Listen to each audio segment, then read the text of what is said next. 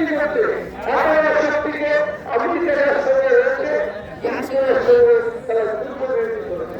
এরা যে কত তাদের নেতাকে করে দিয়েছে, কিন্তু তারা দল মানেনি, এখন তারা লড়ে যায়।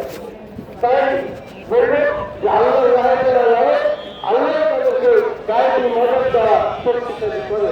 নইলে এইগুলো যখন দেশ একটা সংগঠন তার সঙ্গে সন্ধি করতে পারতে কত একটা বিজয় আল্লাহ ধরে দিয়েছে যে কতটা হয়েছে।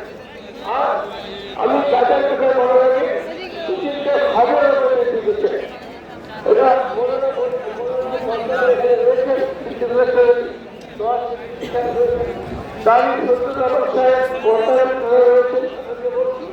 একটু আগে কথা হচ্ছিল মহিউদ্দিন চিশতি রহমতুল্লাহর কথা, আলমী শরীফের কথা। মহিউদ্দিন চিশতি রহমতুল্লাহ তিনি এখানে ইসলাম প্রচার করেছেন, হিন্দু মুসলিম সমাজের সেবা করেছেন। আলমী শরীফে হিন্দুরা যায়, মুসলিমরা যায়, খ্রিস্টানরা যায়। আলমী শরীফের বিরুদ্ধে মামলা হয়েছে, বছরের শিব মন্দির কোনটা আলমীর দরগা তাকে বলা হচ্ছে শিব মন্দির। গতকাল মামলা হয়েছে, বলা হচ্ছে পরীক্ষা করে দেখাও যদি শিব মন্দির পাওয়া যায় তাহলে আলমী শরীফকে আমরা কবজা করি। আলমী শরীফ দরগা মহিউদ্দিন চিশতি দরগা তার বিরুদ্ধে মামলা হয়েছে। আমি জেনে রাখুন এগুলোর বিরুদ্ধে আপনাদেরকে লড়তে হবে।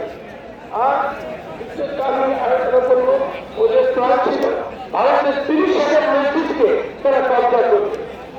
আমরা ভেবেছে বাবর মসজিদ দিতে হলে তারা হয়তো চুপ করে দেবে, কিন্তু তারা কাশি মথুরা সম্বল এবং আজমিরের দরকার সব কিছু গ্রহণ করতে চায়। এটা প্ল্যান করা হচ্ছে, অটোমেটিকভাবে হচ্ছে। আর আমি যেটা বলবো যে মোদী সাহেব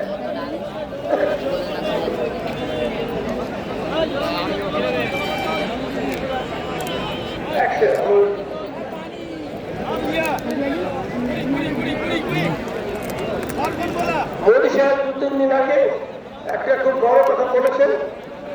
তিনি বলেছেন বিজেপি অফিসে মহারাষ্ট্রের বিজয়ের পর তাদের সভা ছিল, সে নেবে। তিনি আরো বলেছেন ওয়াকফের কথা সংবিধানে নেই, ভারতীয় সংবিধানে অপরিণত হলে তিনি এটা বলেছেন। বেশ কিছু সংবাদপত্র টেলিভিশন তা প্রচার করেছে। অর্থাৎ সংবিধানে যখন নেই তাহলে আমরা মোদীজিকে বলতে চাই অনেক কথাই সংবিধানে নেই, আমাদের হাতের কথা সংবিধানে নেই, আমাদের নামাজের কথা সংবিধানে নেই, আমাদের রোজার কথা সংবিধানে নেই। তাহলে আপনি সেগুলো বন্ধ